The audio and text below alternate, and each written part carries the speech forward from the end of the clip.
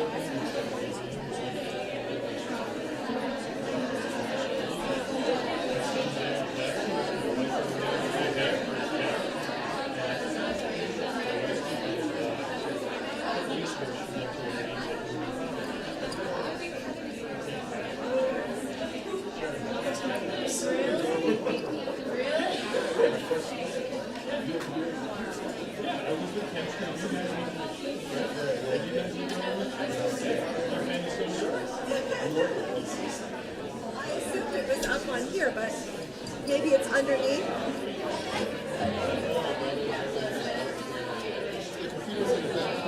Ah, in the back.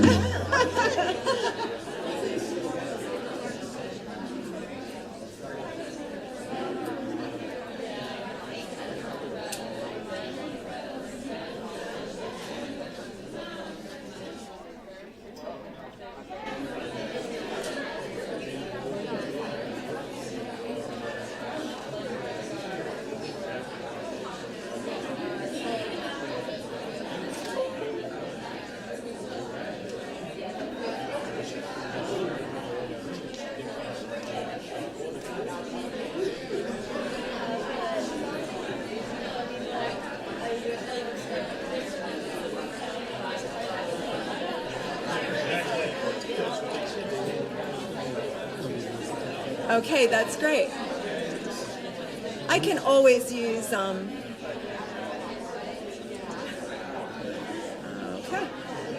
We're set. Thank you. I can use that, or I can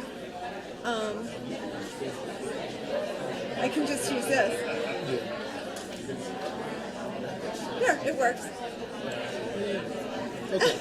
Thank you. If it stops you, you can always use the keyboard. Yeah. Oh, great. Okay. So now you're ready to go. Right. Thank you. I didn't even see this behind me. All right. Thanks so much.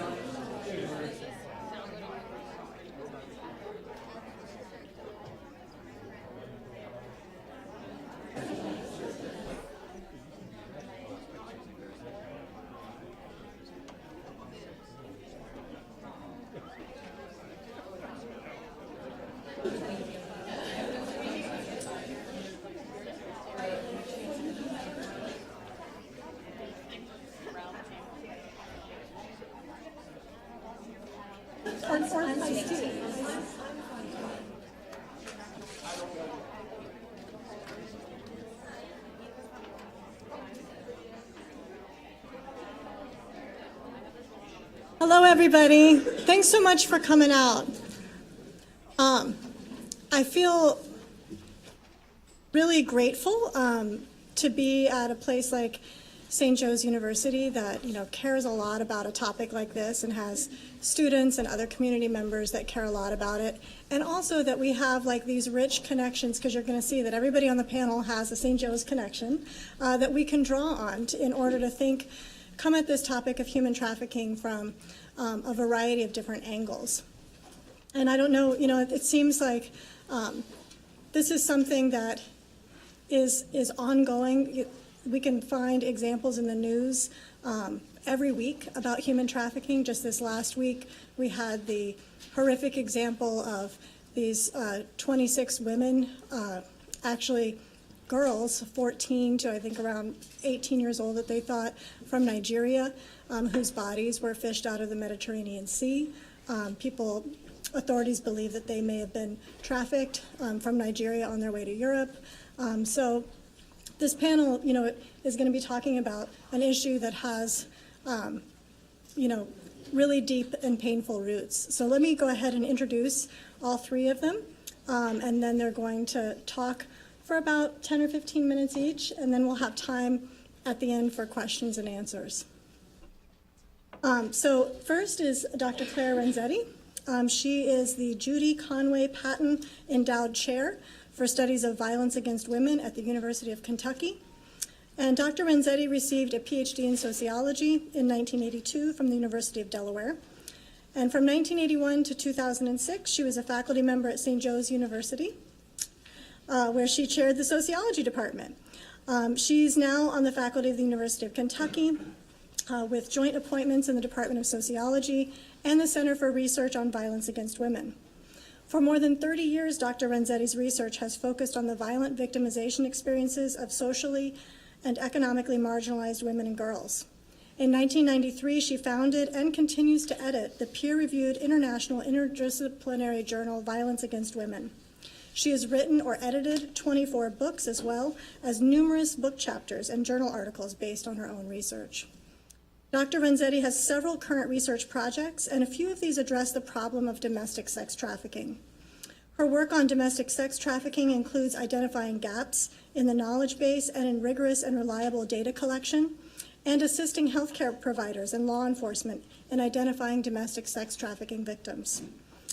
Dr. Renzetti's scholarship and activism on behalf of abused and exploited women and girls has received national recognition with many awards, including the Lifetime Achievement Award from the Crime and Juvenile Delinquency Division of the Society for the Study of Social Problems. Mr. Marlon Miller is at the end of the table, and since October 2016, he has served as the Special Agent in charge of Homeland Security investigations in Philadelphia. In this position, Mr. Miller oversees more than 174 federal agents, intelligence analysts, and professional administrative staff at Homeland Security offices throughout Pennsylvania, West Virginia, and Delaware. He has over 26 years of national and international law enforcement experience. Preceding his current appointment, Mr. Miller served as the Homeland Security Special Agent in charge in Detroit, overseeing all offices in Michigan and Ohio. In this position, Mr. Miller oversaw a number of Homeland Security-led multi-agency task force, which includes state, local, federal, and foreign law enforcement members working together to target cross-border criminal organizations that exploit the legitimate travel, commercial, trade, and financial systems in the Michigan-Canadian border region. He holds a bachelor's degree in criminal justice and a master's degree in criminal justice from St. Joe's. Kelly, right here on my right, is a second-year Master of Social Work student at Penn School of Social Policy and Practice. Last year, Kelly completed her foundation year MSW field placement at the Salvation Army's New Day to Stop Trafficking program, where she provided trauma-informed clinical case management to victims of human trafficking and commercial sexual exploitation. She has conducted research and policy analysis of safe harbor legislation that protects minor trafficking victims from criminal prosecution at a state level. This year, Kelly is completing her advanced year field placement at the Youth Sentencing and Reentry Project, where she provides mitigation support to children facing adult charges and adults sentenced as children to juvenile life without parole. Prior to starting graduate school, Kelly dedicated a year of service through the Jesuit Volunteer Corps in Austin, Texas, where she worked as a case manager at a supportive housing program for women and children. Kelly is a St. Joe's alum from the class of 2015 and graduated with a bachelor's in sociology and minors in criminal justice, faith justice studies, and gender studies. Give a welcome.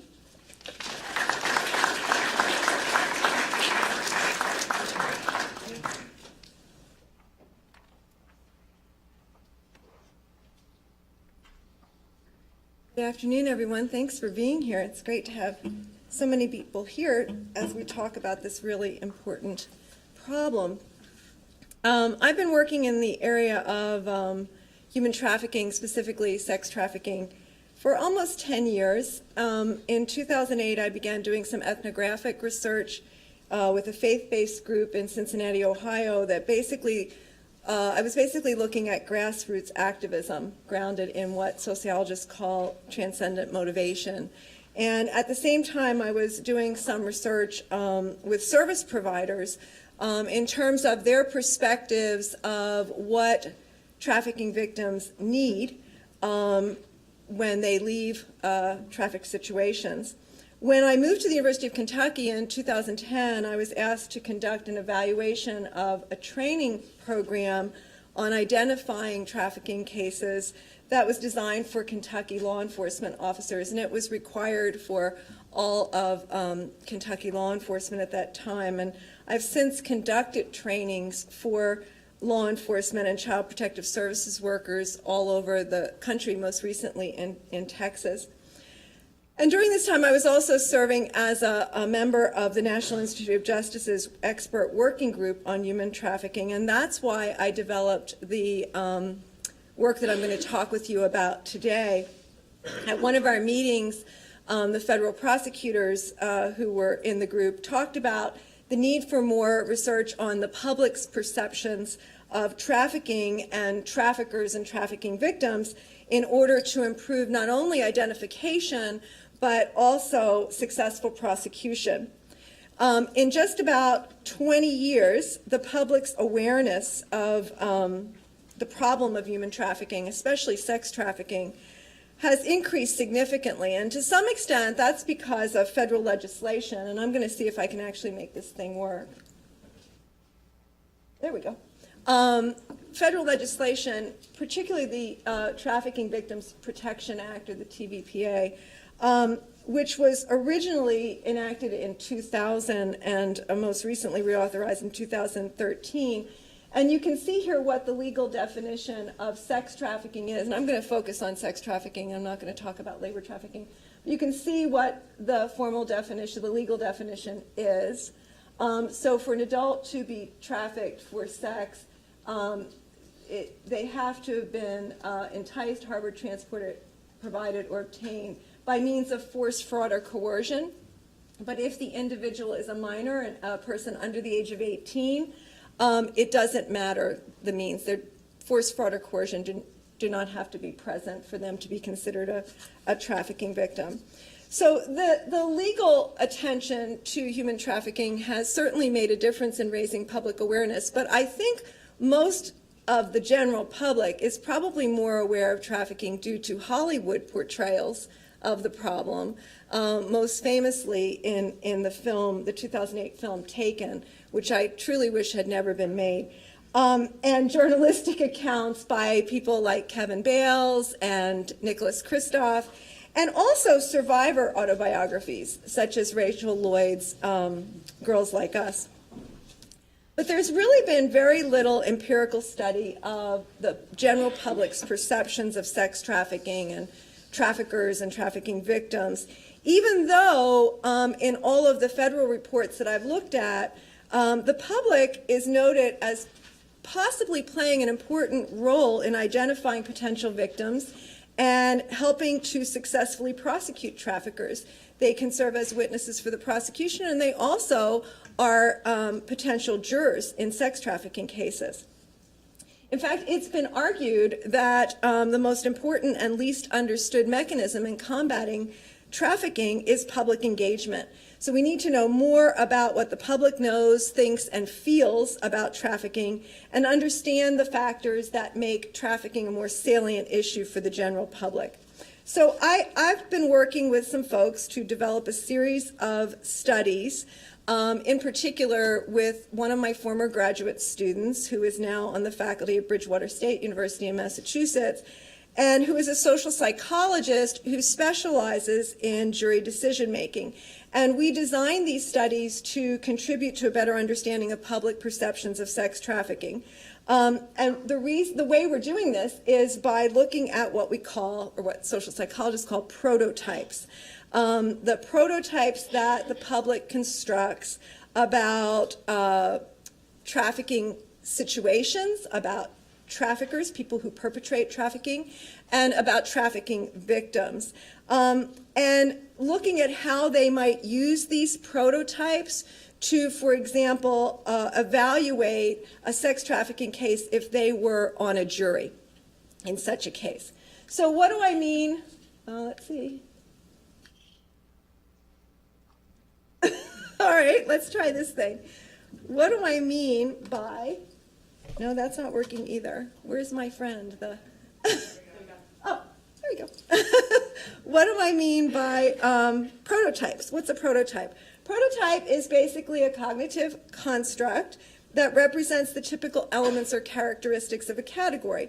So prototypes, all use them. This isn't a weird thing or anything. We use them every day, right? Because we're bombarded with information and observations and stimuli of all kinds, and we got to make sense of it. Okay, we got to figure out what it means. And the way most humans make sense of these things is to categorize them somehow. So we construct these categories, and that helps us more easily process and remember what we're seeing, what we're observing, okay? So we construct a prototype, and then when we have an observation, we fit it into, or we determine to what extent it fits into one of our mental categories. It's kind of a mental matching process, right? It's not perfect, so something you see might not fit your prototype of whatever that phenomenon is perfectly, but if it fits it more or less, it's going to go into that category. So because the government and the media have primarily framed sex trafficking as a crime problem rather than, say, a human rights issue, we were looking at specifically the crime prototype literature to inform our research. And the literature tells us that people construct prototypes for various crimes, which includes details like who is most likely to be a perpetrator. Okay, what are their characteristics? What are the characteristics of victims? And what are the crime characteristics? So a prototype for the crime of sex trafficking would be a person's cognitive construction of the elements they consider typical of that kind of criminal behavior. Literature also tells us, though, that even though people use prototypes to guide their decisions or evaluations of specific people or situations, their prototypes may be inaccurate, okay? They may be based on false information or inaccurate information. So, for instance, the prototype for a certain type of crime may include details that are not legally required for that crime. So, for example, people might think that in order to have an assault, you have to have physical injury, and that's not necessarily true. So prototypes, we know, are influenced by culture, by your environment. So sex trafficking prototypes may be more strongly informed by media depictions, like movies, than by legal definitions, like the one I showed you in the Sex Trafficking the Trafficking Victims Protection Act. In fact, based on, well, let's see. There we go. Based on the literature and also on my previous research, I expected that we would find in our studies that people's sex trafficking prototypes would include some of these characteristics. So I expected that they would think that the typical sex trafficking victim and perpetrator were foreign nationals, they're not U.S. citizens. That in order to have trafficking, you must have movement, transportation from one place to another. People seem to associate that with trafficking. That trafficking is a crime that happens someplace else, primarily in poor countries, some in the United States, but certainly not in my community, right? This doesn't happen in my community. We expected people to see the victim as a young female and the perpetrator as an adult male. The victim is abducted by a stranger. In other words, the victim does not know the trafficker. And that the trafficker uses physical restraint or physical force against the victim. So we have the notion of slavery, of imprisonment, of being held captive, okay? So what did we do? Well, so what we did, I told you, a series of studies. And in one, if we ever, there we go. Oh no, you know what? This is going to be a pain because I have each one coming up individually. So I'm just going to keep pushing buttons, all right? Be patient. In one of our studies, we had a sample of 440, adult U.S. citizens, 242 women, 197 men. If you add that up, it comes to 439. That's because one person did not tell us, didn't report their sex. We recruited them online using Amazon's Mechanical Turk, and some of you may not be familiar with that, but it's a way of getting samples for studies. And I've written a lot about the methodology of that. I can talk to you, that's a whole other presentation. So we ended up with a community-based sample, right, but it's not a random sample. Okay, it's not a random, which means, for those of you who have had research methods, you know that means it's not, you're looking at each other. You have it right now? Yeah? Okay, I should ask you then, what does that mean? It means that it's not necessarily representative of the general U.S. population, right? Because it's not a truly random sample. You knew that, and that's what you were going to say to me. The majority of our sample identified as white, which is the wrong number. It's not 8%. I think it was 80-something percent. I think it was 80%, 79.9 or something percent. The median age was 36.5 years. 58% had an annual household income below $50,000. So the annual household incomes ranged from less than $10,000 to $100,000 or more. And most of the sample fell in this below 50,000 range. About half, 49% lived in suburban areas, 33% lived in urban areas, and 18% lived in rural areas. And what we did was we asked them some questions. So in addition to asking them these demographic things, we asked them to complete a survey that we developed using the research literature, as well as input from a state and from a federal prosecutor who is experienced in prosecuting trafficking cases, and then we pilot tested the instrument. The survey began with an open-ended question, and the question was, what details come to mind when you think about a typical instance of sex trafficking? That is, what are the characteristics of the victim, perpetrator, and the circumstances of the case that you think are most likely present? And we did this in order to allow participants to say their prototype relevant characteristics on their own without us putting ideas in their head, right? Without us saying, well, do you think it's this? Do you think it's that? We let them describe these things to us first. And then we gave them a list of 21 possible sex trafficking details. And for each one, the survey asked them to think about a typical case of sex trafficking, a typical case, and rate each detail on how likely it is to be present in a typical case. And we presented these in random order so that we weren't kind of leading them in any particular direction. And so here's what we found, maybe. There we go. Okay, so here's what we found. We found pretty much confirmation for all of our hypotheses. People expect it, the typical victim and the typical perpetrator to be foreign nationals. What else did they expect? They said sex trafficking is primarily a problem in poor countries, happens somewhat in the United States, but not much. It's not really a U.S. problem, and it certainly doesn't happen in my community, whatever that community may be. They maintain that the victim is young, less than 18 years old, and I'm going to talk a little bit about that, a little bit more about that. The victim is female, and the perpetrator is male. Okay, that's what we expected to find, and that's what we found. The victim was tricked, kidnapped, or abducted. The victim was physically beaten and or restrained or held captive. And more than one victim was involved. And so for our participants, they felt that in order for a case to be a trafficking case, it couldn't just be one person, one victim. It was they thought of it in terms of a trafficking ring, right? The only thing they seemed to be ambivalent about was the relationship between the perpetrator and the victim. We got very little, we got a lot of variation actually in terms of whether they thought it was likely or unlikely for the victim and the perpetrator to know one another. Okay. Now, these findings have some really serious implications for identifying and prosecuting sex trafficking cases, right? Because they're largely inaccurate. Those prototypes are largely inaccurate. For instance, the vast majority, where'd it go? Okay, anyway, I'm just going to keep clicking. There we go.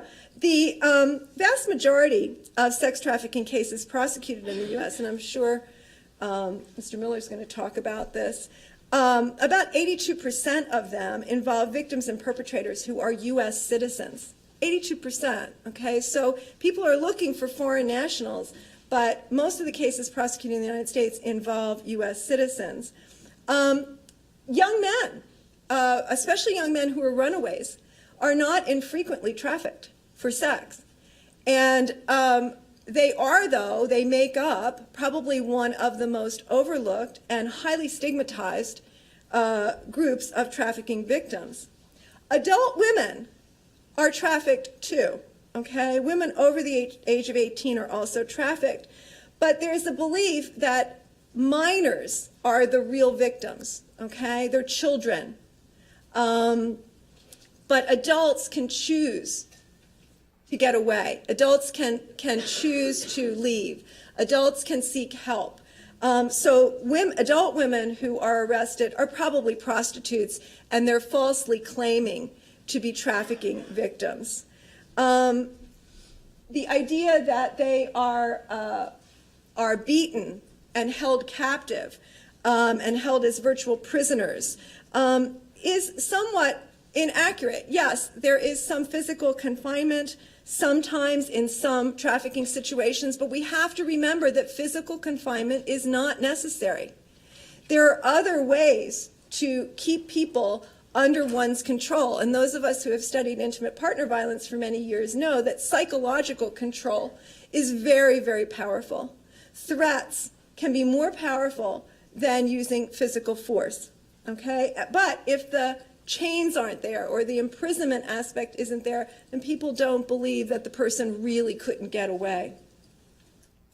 So the implication then is that if we are expecting, if law enforcement, for example, is hoping that citizens will call and report suspicious individuals' activities or locations as potential sex trafficking, they're not going to get a lot of calls because most citizens will not actually see sex trafficking. What they see won't conform to their prototypes, okay, of victims, offenders, and trafficking situations. And when a prosecutor is trying to win a conviction in a trafficking case in court, and you have a group of jurors who are going to decide if the perpetrator is guilty of trafficking or not, that prosecutor, as the prosecutors told us, may run into some problems if jurors use their prototypes to influence their decision-making. Okay, we've actually done studies of jury decision-making as part of this series of studies, and we've asked jury-eligible participants to read a trial transcript of a sex trafficking case and then render a verdict and explain why they came to the decision that they did. The general research on jury decision-making shows that the most important thing for a juror is the strength of the evidence in the case.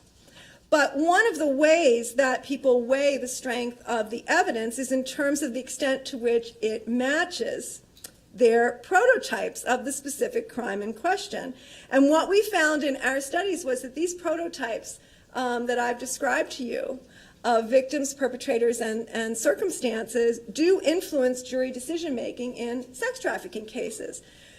For instance, we found a significant difference in guilty verdicts when the defendant and the victim were U.S. citizens, as opposed to when they were foreign nationals in our trial transcripts. That was the only variable we manipulated in those transcripts. We kept everything else the same. Okay, so the only difference was the victim and perpetrator were foreign nationals, the victim and perpetrator were U.S. citizens. And what we found was that jurors rendered guilty verdicts significantly more often when the perpetrator was a foreign national and when the victim was a foreign national than when either was described as U.S. citizens. Okay? We also found less ambiguity than in the initial prototype study when we presented a sample of jury-eligible participants with a case in which we manipulated only the relationship between the victim and the perpetrator. When the defendant and the victim didn't previously know one another, the jurors were more likely to convict. When they had a relationship with one another, an intimate relationship with one another, I should say, the jurors were unlikely to convict. And when they explained it to us, they said, that's not trafficking, that's domestic violence. Okay, that's not the same as trafficking. Okay, so it appears then that we need to develop, wait a second, do I have? I'm a little behind. We need to develop better ways of educating the general public about sex trafficking. Some of the educational mechanisms that we use reinforce these prototypes. You see, for example, posters of young women, very young women, in chains, and it says, stop trafficking. We need to be much better at informing the public of what trafficking really looks like. And hopefully that will improve our results in terms of identification as well as prosecution. Thank you.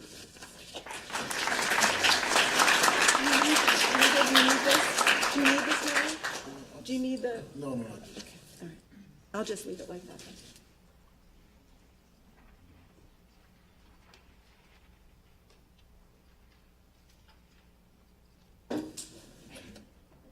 Hey, good afternoon.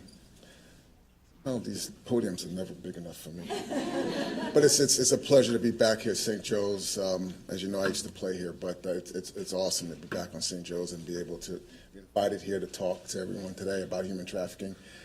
Definitely a heinous crime. From a law enforcement perspective, just wanted to talk about a few things. One of the key things from my perspective is task forces, working together with our local task forces, state and local. Like in Philadelphia area, we work with Philly Police Department, and we have a wonderful working relationship with them. And this enables us to kind of get closer to the community and kind of get to know what's going on in the community and help the community as far as the trafficking situation.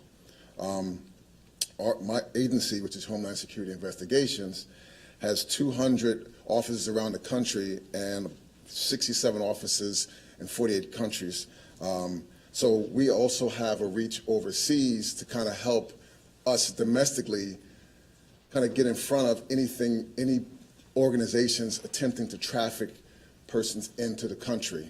We use a lot of our attachés overseas to run down leads on different organizations that are kind of operating either between countries or trying to smuggle people or traffic people into the United States.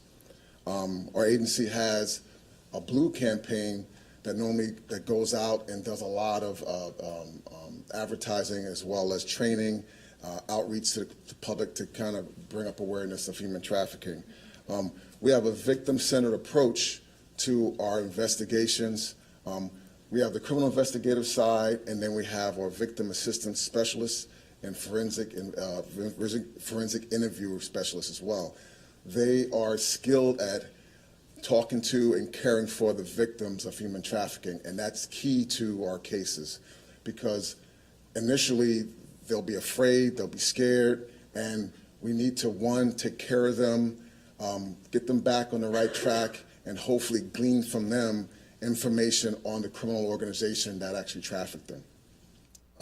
We also have community relations officers to also go to the community as well to kind of explain what Homeland Security does as a whole, and also talk specifically to cases and investigations, then human trafficking, human smuggling, and any other stuff that we do as far as criminal investigations.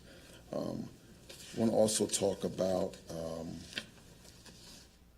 outreach and training is also critical for us, and as Dr. Renzetti mentioned, educating the public is key as well.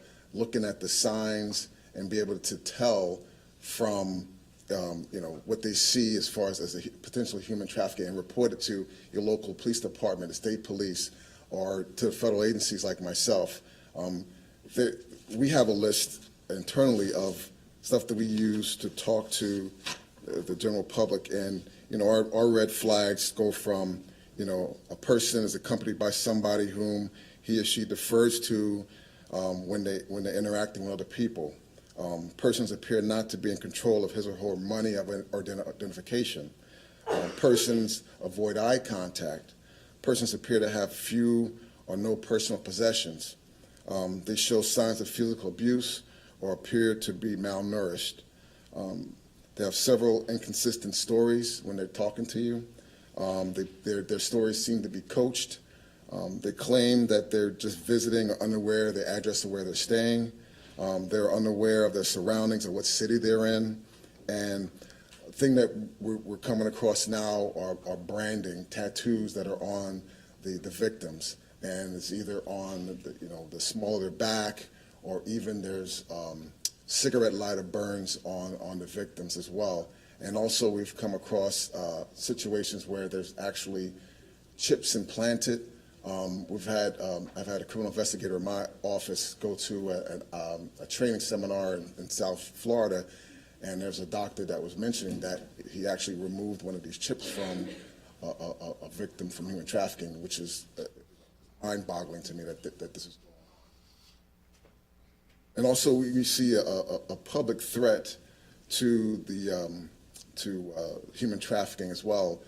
We see some victims that are hooked on narcotics that have attracted STDs, and that could be definitely a public safety, public health issue. With trafficking, one of the things that we see also, there are smuggling routes and trafficking routes of people that are getting in successfully into the country. And one of our worries as an agency is they have people that get into the country that are here for trafficking. And criminal organizations are making a lot of money on this, and they're utilizing the people, the victims, and they're going to big events like sporting events. So we target sporting events. There was rodeos in West Texas. We're targeting that because there's always evidence of trafficking, and there's always criminal organizations operating around that. But let me get back to the trafficking and smuggling aspect. That's a threat to our society and our community. There's sometimes the people that are coming in aren't being trafficked. They're coming here for a different purpose. And that's where a lot of times we work closely with our partners in the FBI, because those people aren't here for trafficking. They're here to do other nefarious acts, which is against our national security. And, successful routes coming in, airport, seaport, land border and seaport are things where, people can come in, but also things can come in. And that's another thing we look at Homeland Security. And things, weapons, mass destruction, firearms, you name it, that can be a threat to our society. Statistically, the human trafficking earns billions of dollars, a multi-billion-dollar agency, multi-billion-dollar crime that's in the United States, and it kind of breaks down to commercial trafficking, commercial sex exploitation is kind of the major amount. That's the huge amount of money that's being done. That's the sex trafficking portion. And then you have the trafficking part for the labor, which is construction, which is manufacturing, mining, utilities. And then another aspect is agriculture.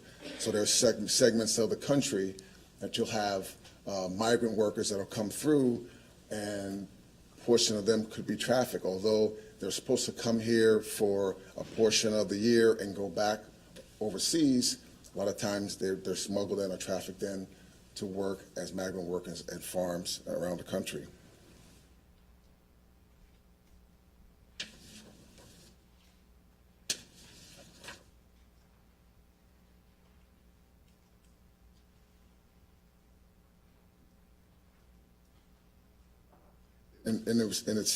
I've come across, in my experience, I had to learn the whole human trafficking, human smuggling situation.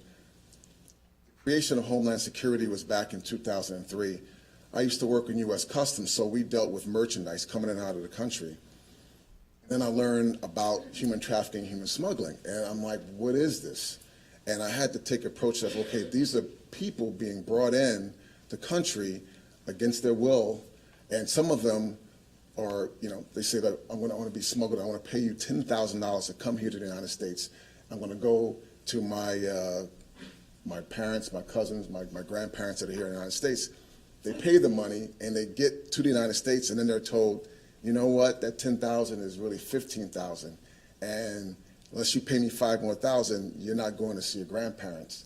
So you have to work it off. And that kind of transition into that person from being smuggled, now they're being trafficked. And they're being threatened, saying that, if you tell anybody, we're going to go back to your country and harm your family, or you'll never, we'll harm you, or never make it to your family here in the States. So it took a while for me to understand and get my arms around human trafficking and human smuggling. But there were times when, several years ago, there was an earthquake in Haiti, and we had Homeland Security, all the components, the Coast Guard, Customs and Border Protection, my agency, Homeland Security, went over to help out in that effort. And we're helping the State Department, we're helping the people of Haiti, but to come to find out, the criminal element took advantage of this horrible situation and started trying to traffic the kids from Haiti outside to the United States, as well as to Santo Domingo and the Dominican Republic for trafficking purposes. And I'm like, wow, not only do we go there to help the people of Haiti, but we have to turn into another mode of investigations and looking at these criminal organizations that are doing this to bring these kids over to Santo Domingo for trafficking. So it's like a lot of different things going on in these different situations. But today, I definitely learned that it's a victim-centered approach, and for us and law enforcement to be successful, we need forums like this to kind of talk about the situation, to partner with all state and local law enforcement, academia, as well as the NGOs to kind of get to the root of the problem. So that, I'll pass it off to my colleague.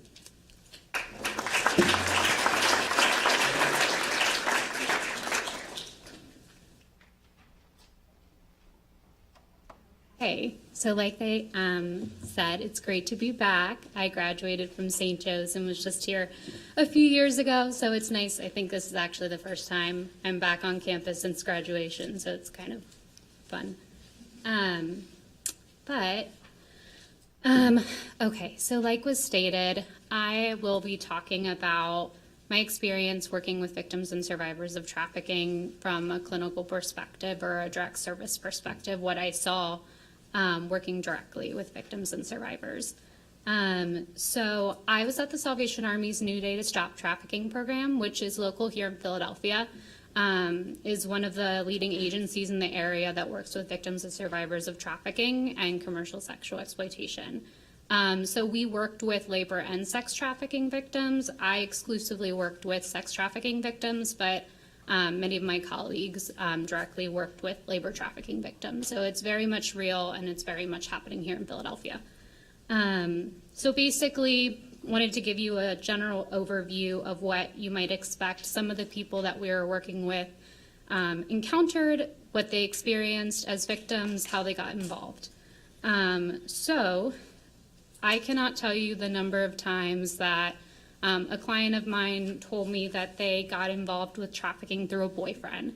That was probably the biggest one that I heard.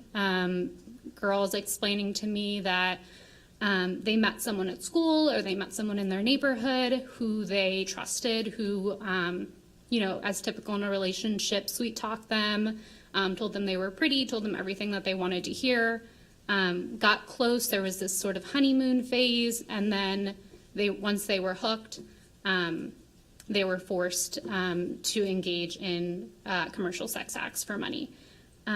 So that was pretty much the most common one, but we did absolutely hear of people who were trafficked by family members, by friends, people that were close to them almost exclusively.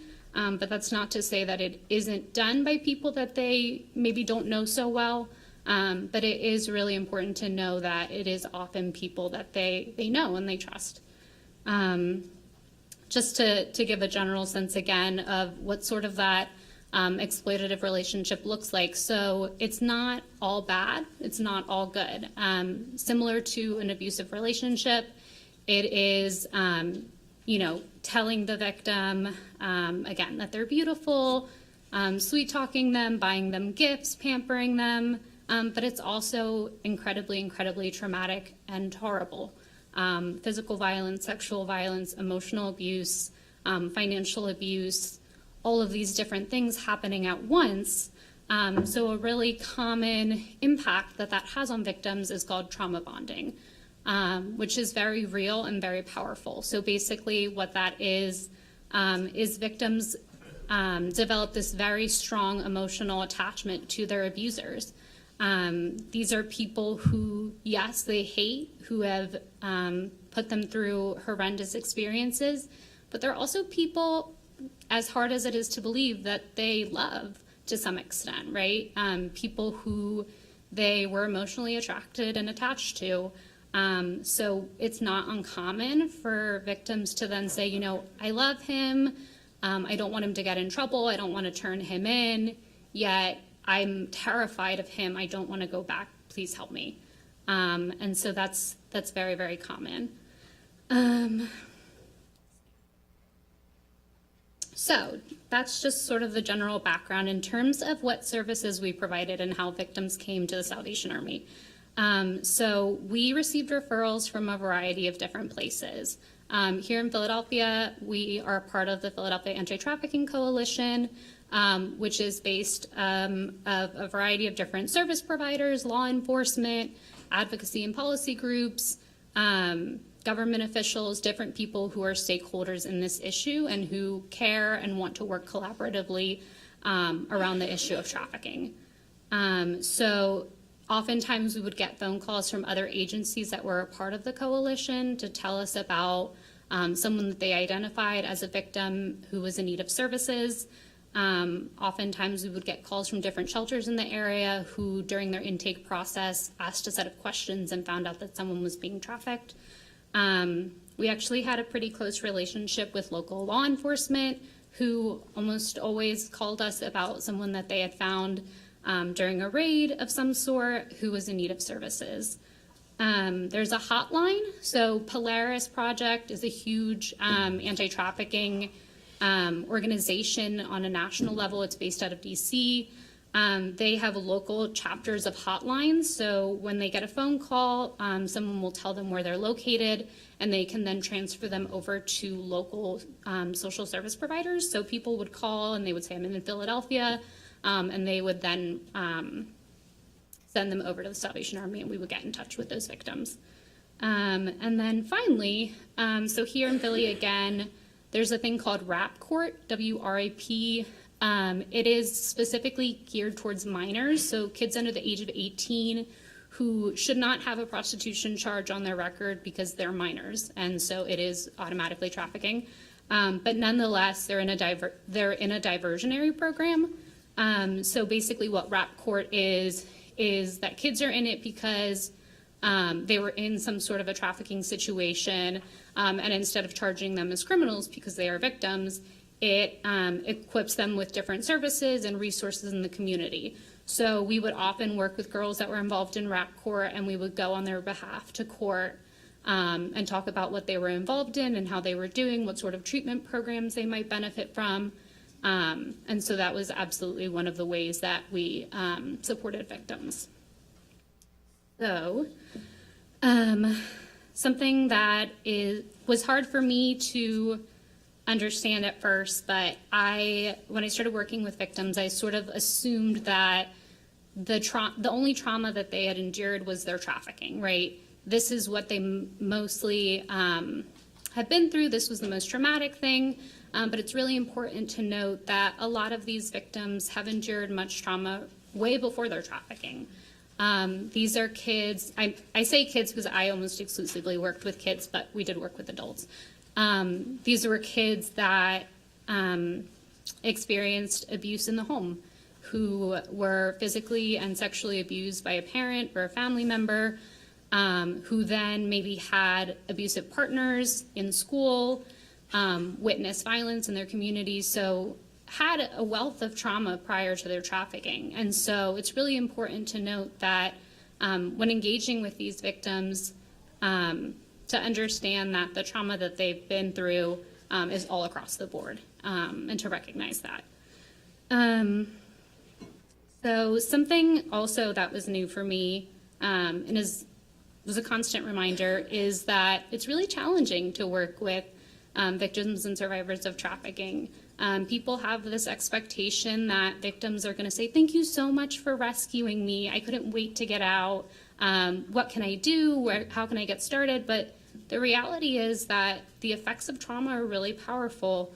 And oftentimes, first off, these victims don't identify as victims. They're not going to say, I was a victim of trafficking. These are people who, like I said, think that they were working for their boyfriend, or will say that they were working for themselves. And so it's not something that they're going to be very upfront about. And they're not going to always want to engage in services. They might push, they might pull away. I would often, be meeting with somebody very regularly on a weekly basis, and then all of a sudden, she wouldn't return my phone calls, or she wouldn't return my text messages. And I was sort of, following up with her, and then finally she'd come back, and then she'd go away again. And that's really customary of a history of trauma. You don't always want to confront what you've been through. It's really challenging. And when there's somebody who is meeting with you on a weekly basis who really is a reminder of what you went through, that's really hard. But always, like was stated before, taking a victim-centered approach and a trauma-informed approach is really, really important. So in these instances, as challenging as it was for me, I needed to, the reason that we kept texting or we kept calling, as we might have thought that we were a little bit annoying, but it was a reminder to them, we are here regardless of the fact. It's okay if you don't want to meet this week. It's okay if you don't want to meet the next week. It's okay if you don't want to meet at all. But I'm here in case you do want to meet at some point, or if you do want to talk about this with somebody, I'm here. And to note, we worked with people who were actively in trafficking situations and people who were out of trafficking situations. So we worked with people who would talk about their trafficker. I had girls that would tell me, oh, I'm going to go meet my boyfriend later. I'm so excited. And then I would ask about the boyfriend, and we would talk about it. And turns out the boyfriend was like 30 years older than her and was really manipulative and controlling. And something challenging off that is that I wanted her to trust me. I wanted her to continue talking to me about this person. So I couldn't say, it sounds like he's a trafficker. Like, that's someone who is hurting you. That's someone that you shouldn't trust. I had to kind of play along with this idea that this was her boyfriend and this was someone that she was excited about. But again, always inserting maybe a few ideas of, oh, like, did he really say that to you, or did he really make you do that? But never defining her experience for her. And always, again, being a listening ear, a non-judgmental ear is really important.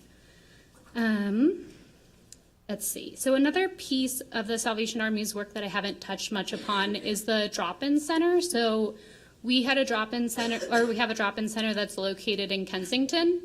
And this is exclusively for adults, adult women in Kensington.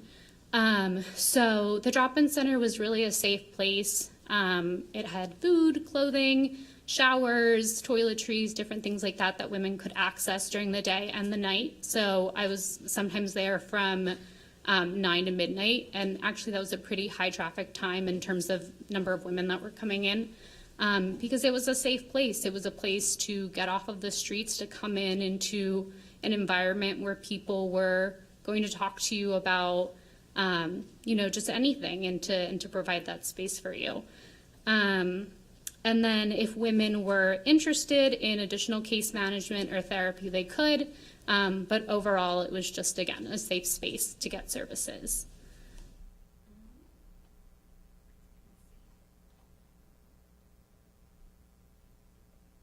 Yeah, I mean, that's pretty much it. I think it's just really important to emphasize that the work that you do with victims and survivors of trafficking really needs to be led and informed by them. These are youth and adults who have had every aspect of their life controlled by somebody. They have been told what to do and when to do it and where to do it. So as people who are engaging with them, it's really important to give them back that autonomy and allow them to make their own decisions in the rest of their life going forward. So thank you. All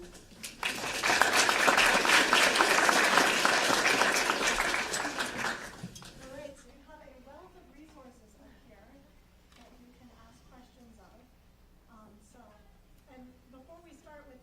an answer, I wanted to put some people on the spot in the crowd, but I warned them ahead of time, so it's not as horrible as it sounds.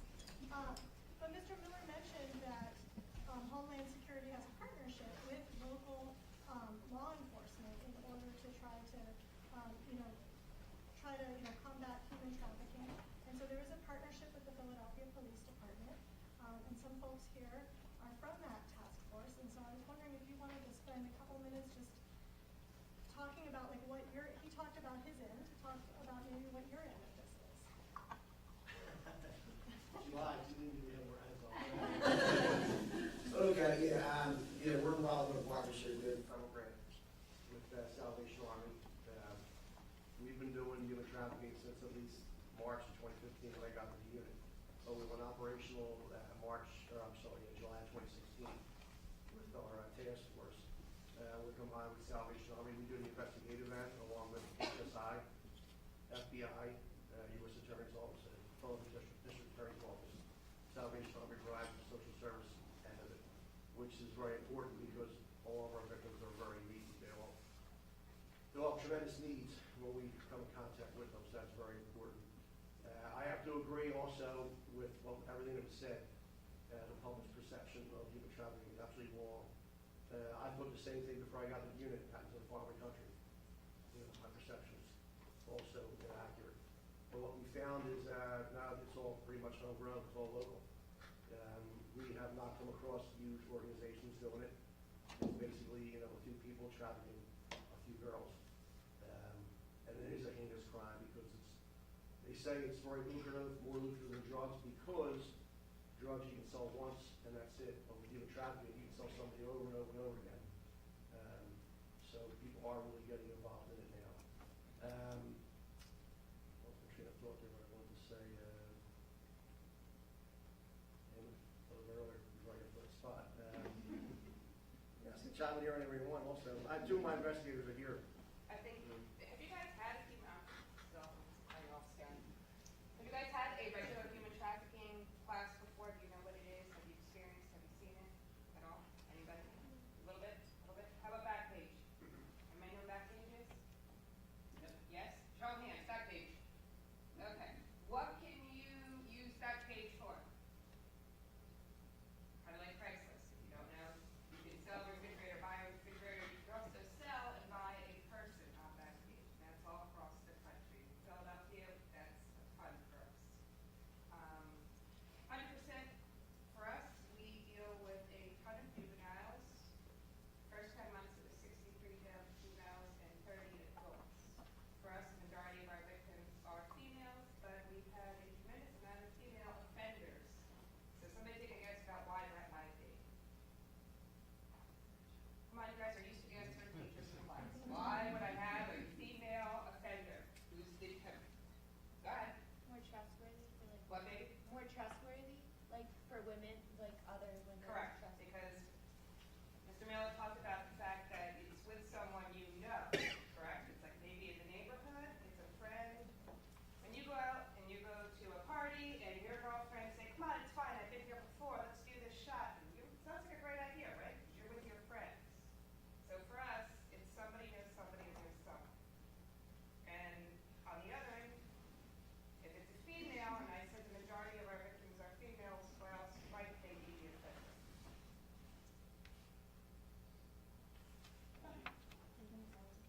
There it is. They themselves have been through it. They are what's known as a bottom bitch. It's a term, I didn't come up with it, that's just what it is. It's someone generally who has been trafficked previously, who says, why would I do all this work when I can get someone else to do it? And that for us, the prosecution for cases, is hard because the bottom bitch is also the one recruiting, abusing, forcing the rules, and making all those things happen, but they themselves were a victim previously. So we try to use that person as a witness. I could go on for a while. Mr. Miller knows. So if you have questions, I can tell you what it looks like in Philly, but this is my partner, Officer Cawley, I'm Detective Gordon. For us, we have another Detective Vivian Reyes and another Officer Stephanie Rosenbaum. We are assigned as special victims. All of those dating apps, you guys, everybody says they're great, you know that false advertising that everybody does about I'm 6 foot, I'm 24, I've got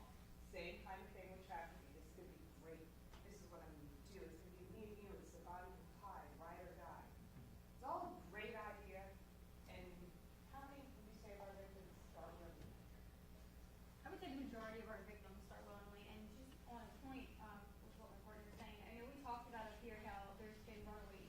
People have come from, goes into the same thing what you're thinking, but we've also had, paralegals. A paralegal with a job, with a degree. Or languages, she said. Right, speaks multiple languages. How could this girl get caught up and manipulated? Well, you can, because once you get mentally manipulated and they just control you, this is what happens. So don't think that it just comes from runaways. Don't think that it's only in urban areas. Don't think that people are coming from not having families. We have girls who are coming from the suburbs with a loving family. They're a mom, dad, everyone's living in the same household, everyone's working, brothers, sisters, they're not wanting for anything. It only takes one time, and there are apps and these things that I'm sure some of you in this room are probably using. We have girls that come up with Plenty of Fish. That's a normal dating app if you're using it the right way. It's not just Backpage. Sugar daddy. SugarDaddy.com, another one. Hopefully no one in this room is using that one. But 0 of our victims, 0, have been kidnapped or abducted on the street. that's right. 0. They're groomed into it. That was absolutely accurate what they said about the trafficking. A lot of times when we come across our trafficking victims, it takes a while to convince them that they're actually being trafficked. But they believe they're not. They believe we're the enemy, they've been brainwashed, and they do bond with them. You know, it's absolutely accurate. Absolutely is. But get that out of your, throw it out of your mind about they're kidnapped. They're held, they're not held, they're free to come and go, but they're still being trafficked. Still being trafficked. Just like a quick one off that. I know you mentioned apps. What about something like trusted like Uber? Has there already been a case off of that So whatsoever? that was my point, I was just about to hop in. Homeland Security Investigations just recently successfully prosecuted a case where the Uber driver had gone through the human trafficking versus human smuggling class, knew what to look for, was smart enough to talk to the individual who had called the Uber, who, by the way, was being tracked by the person that was trafficking her via the Uber app. And as a result, she talked to the Uber driver was able to recognize the signs, notify the Pennsylvania State Police, and that's one of the cases that Homeland Security Investigations just recently successfully prosecuted, and she was lured here to what she thought was going to be a cosmetology, makeup artist or something of that nature, I believe it was. And then there was one other case, very similar case, where someone was lured to become a model. So you see those ads all the time, you're beautiful, have you ever thought about being a model? And just like dating apps, you can get lured in that way as well. But are you asking like the Uber drivers in particular? I mean, like if they've ever like if there's been like a case where an actual Uber driver has like kidnapped someone because they just get a girl to come in their car or something. So I'm sure there possibly has happened. The jobs that we see, especially victims involving Uber drivers, unfortunately, are usually sexual assaults.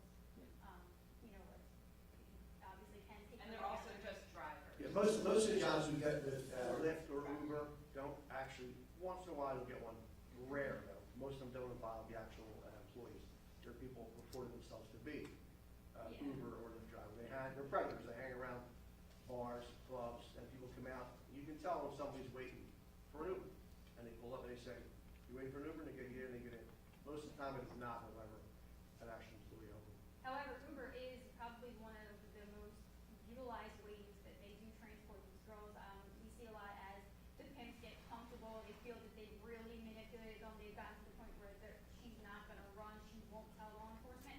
Sometimes we're seeing Uber and Lyft come into play with them taking into the date, where in the beginning it's the pimp driving them because it's about that control.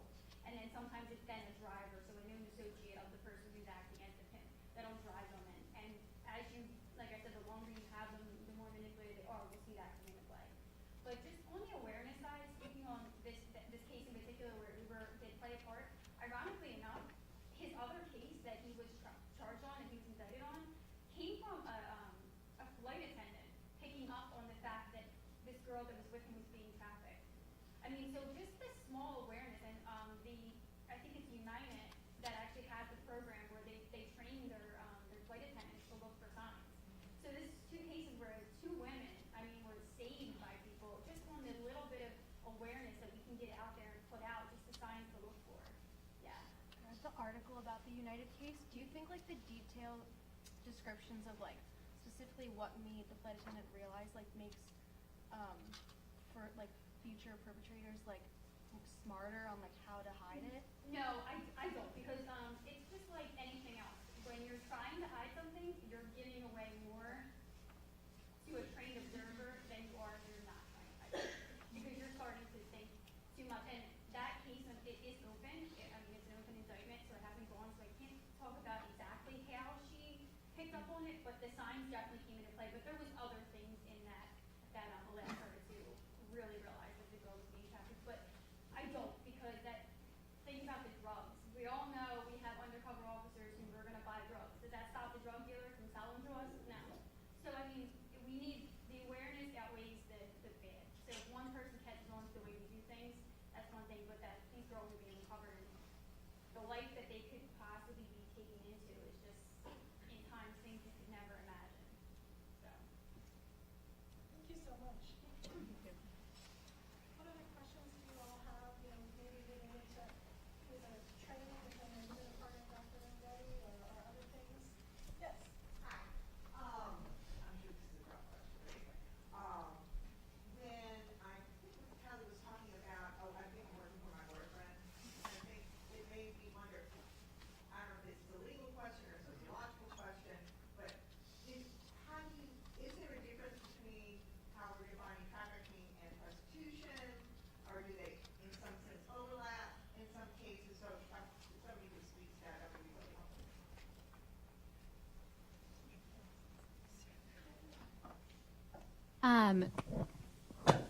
Is this even on? Okay. So in terms of you mentioned the legal definitions of trafficking, but from a legal perspective, the federal government has defined trafficking if force, fraud, or coercion is involved. But for people who are under the age of 18, minors, it is always trafficking. So trafficking is assumed no matter what, even if they're saying they were working for their boyfriend or they were working for themselves, they're under the age of 18, they cannot consent to commercial sex. If anybody has anything to add.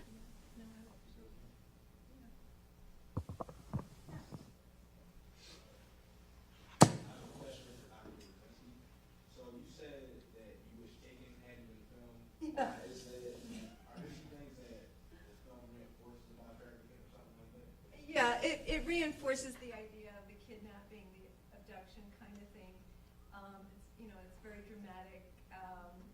There's this well-to-do young white woman who's abducted and taken overseas for this reason, and how she's held and things like that. And so it gives people the impression that that's what trafficking is all the time. And as the police officers have mentioned and other folks have mentioned, that's not what happens. I was just recently with some people in Child Protective Services doing training, and someone was telling me about a young woman in a suburban neighborhood whose boyfriend got her to come with him and one of his friends, and they filmed her having sex with them.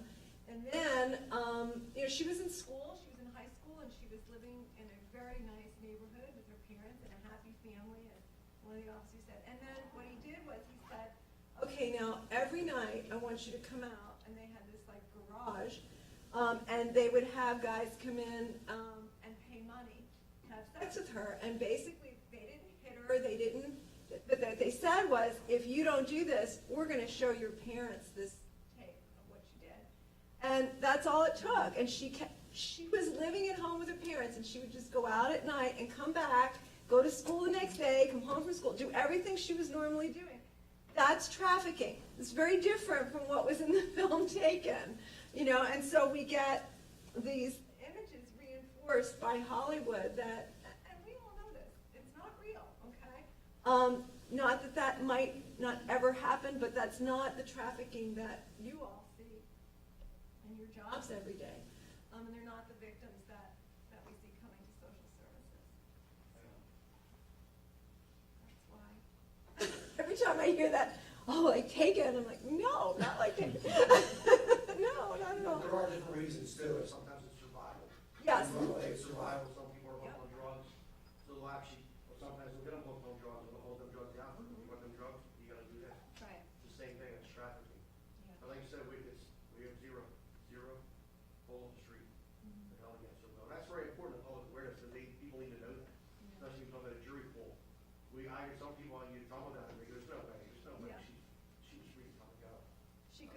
go as she pleased, you know, and like you pointed out, well, she might be able to do that, but she might not have control over her identification or, you know, things like that.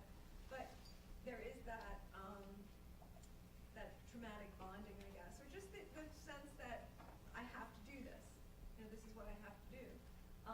So yeah, I know exactly what you're saying.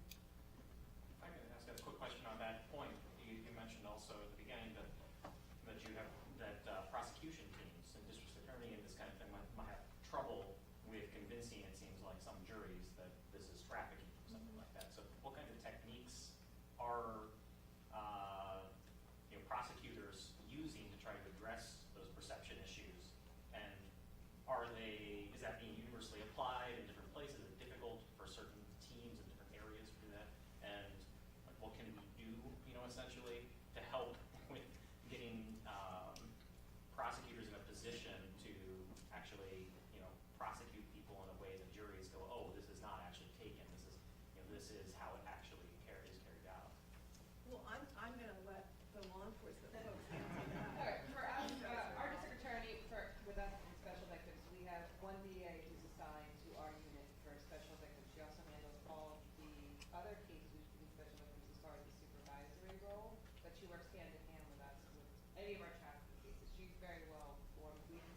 All the DAs have training on it, and it's just a matter of explaining, like anything else, how the law reads, the difference between a felony robbery or a theft from a vehicle. Like people always say, oh, my house was robbed. Your home was burglarized, your person is robbed. So it's just a matter of explaining how the law reads. It is difficult for us. We've dealt with judges, people that just don't understand what it is. But once you explain what the law is, and it's very easy to explain the force, fraud, or coercion. I will say for us, as far as like the survival of the drugs, 90%, probably even be higher than that. All the people that we've dealt with have been sexually assaulted and molested in some form or fashion earlier in life. So I think it's really important to understand that the people that are the victims of these crimes, whether they're juveniles or adults, they're missing something within themselves to begin with. So that attention from that person who says, you're pretty, or we're going to make money, or this is your new family, and this is who's going to be there for you, may or may not have anyone else in their corner.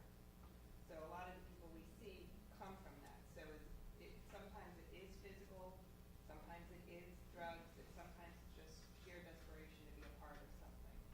So as far as red flags, it's kind of like when you're in a restaurant with somebody, or you notice something and you can identify what that is, whether it's domestic violence, it's the same with trafficking.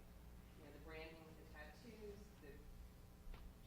once you are exposed to more of it, you'll kind of catch on to what it looks like, and it's kind of, we'll be out and we're like, oh God, don't look. And we travel with our boss, who's an older gentleman, and how people are looking at us. We're convinced they're looking at the two of us going up. They all probably think we're being trafficked.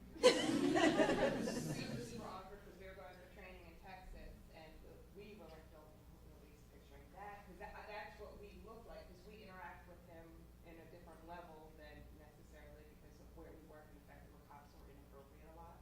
He's the older gentleman. Well, he was older gentleman. He refused to comply with TSA rules and got patted down at one point. It was a whole hot mess. Perfect point. And TSA, as part of their annual training, they're required to take the boot campaign training. So they're looking for traffickers going through the airline checkpoints, the security checkpoints, just as a point of information. But to your question, I think it's important to it's obviously just community outreach. Like right now, we're in the middle of going to our city is broken up into districts, and then within the police districts. And then within the police districts, they're called PSAs. And each one of those, they have a lieutenant that oversees them. They all have public community meetings monthly, and there's a big captain's meeting that takes for each individual district monthly. So we're in the process of going to them now, and we're giving, our introduction. Obviously, what we present law enforcement versus what we present to the community is different. We present it's just about the awareness. But then to be fair, and we see this in rape cases a lot of our cases are going to plea deals. They want to plead because the evidence is overwhelming.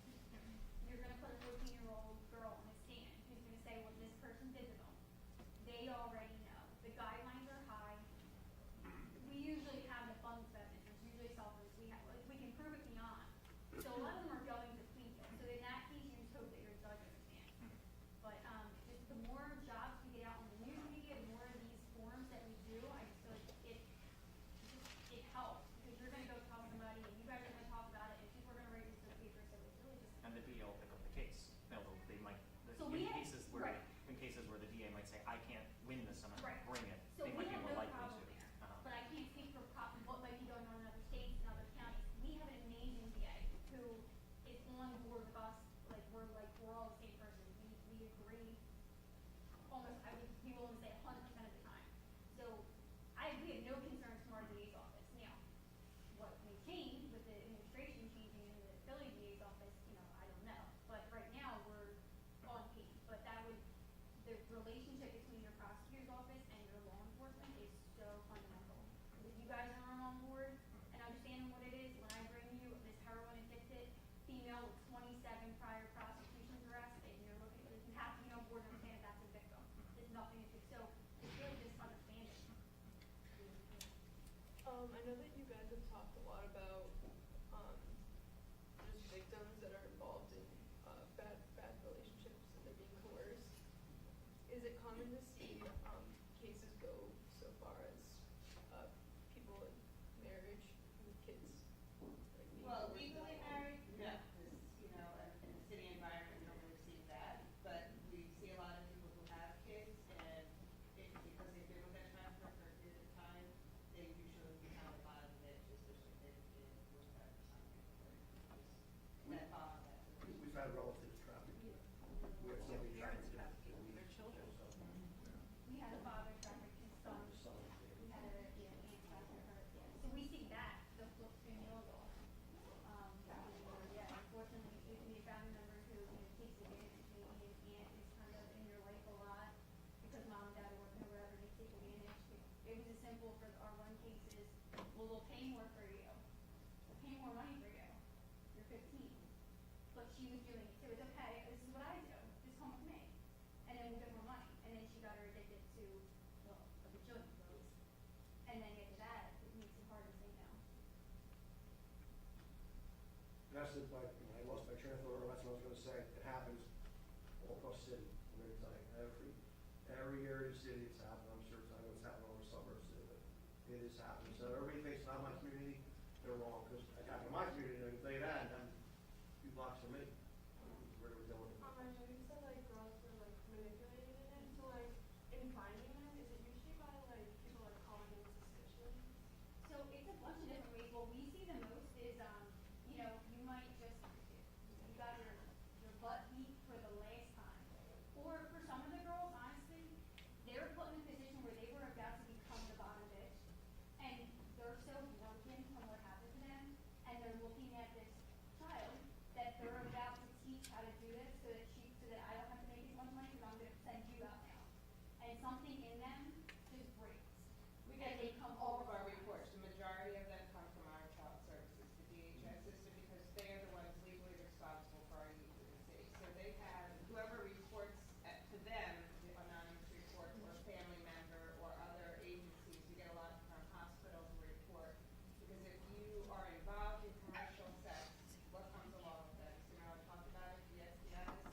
So there's hospital treatment, and hospital staff are trained, much like domestic violence. There may not be the posters, which we have talked about, but they will notify law enforcement. Our officers are getting so much better about recognizing the signs that our officers on the street will notify us. But DHS, anytime anyone calls their child line and says this juvenile involved with prostitution, because they don't, the verbiage is sexually exploited, commercially exploited, but they'll say those kind of key words, and then DHS automatically kicks the reports to us. And another point part of our building is that we have DHS right on scene when we work hand in hand with especially trained people there as well. I'm going to take this opportunity to ask a question about pushing back at the bigger picture. What kind of social factors would you say, or economic factors, kind of affect supply and affect both sides of these things? I mean,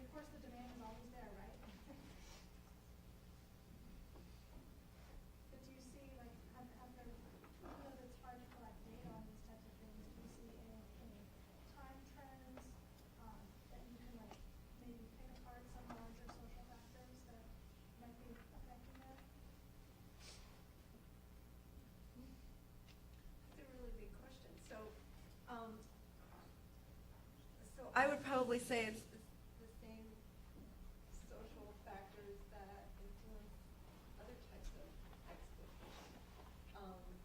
But of course, you have the gender inequality issue and control. I do think that in terms of understanding trafficking, particularly sex trafficking, we're about where we were now. We were about where we were with this, like we were 20 years ago or 25 years ago with intimate partner violence. I mean, we're starting to understand the dynamics of the relationship better, but it's all kind of new. What I really like about, sounds weird, but what I'm encouraged by right now is that we learned from all those years working on intimate partner violence that, you know, you can't have a bunch of researchers doing things and have law enforcement doing things and have social services doing things. You have to have this coordinated community response.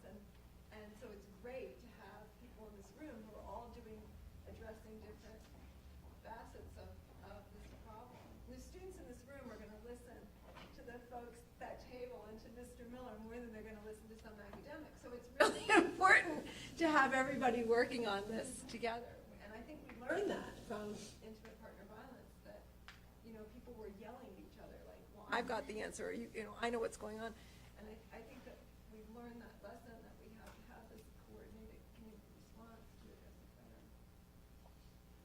So to kind of like follow up on that, you mentioned like students, but it's also, you know, other people in this room that are not professionally involved in this, like myself, like, and you know, you've talked about how people like maybe airline attendants or what have you get training or TSA.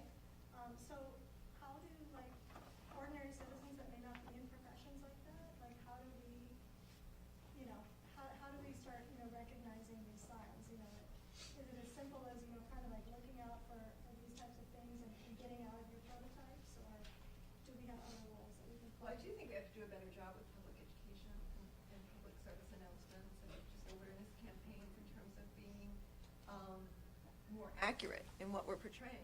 You know, again, I can go back to the domestic violence campaigns, the awareness campaigns that we had, you know, and one of the statements that you heard over and over again was, anyone can be the victim of domestic violence. And actually, yeah, there's some truth to that, except that there are risk factors. Certain groups are more at risk than other groups. And so I think we have to be really careful that we don't try to present something that, you know, showing someone in chains as trafficking to get everybody's attention, to say this is bad. Okay, I think we all agree trafficking is bad. Okay, so I think what we need to do is be do a better job of portraying trafficking situations honestly. And one of the things that is sometimes effective is to have people to go out to schools. I mean, I'm working on a program right now to train nurses, because one of the things we found was the victims often said, you know, as the one officer mentioned, victims go to hospitals because they need care. But what we heard victims saying was that they don't mind going to hospitals because it's a safe place in some sense. They don't get asked a lot of questions, you know, and we used to not ask domestic violence victims questions. So we're doing trainings now for nurses, and especially emergency room nurses in public clinics, to help them recognize what some of these things might be. So there are lots of different ways, but we can also do it in terms of public awareness. Just general public service announcements, billboards and things like that you see, instead of having these really dramatic, horrific pictures to get people's attention. Let's really tell people what they should be looking for. And probably a little bit more than like human trafficking month. Yes. See the continuous thing over and over again, but it seems that, you know, everyone is, this collective meeting here we have here today, they can't just stop here with us telling you a little bit about human trafficking. I mean, it's expected that everyone takes something from us and then talk to everyone else out at school, in the community, because we're all out there. I mean, Philly PD, Homeland Security, we're all out there putting the message out there, red flag, trying to teach the transportation industry, but it can't stop with us just telling you. You have to spread the message.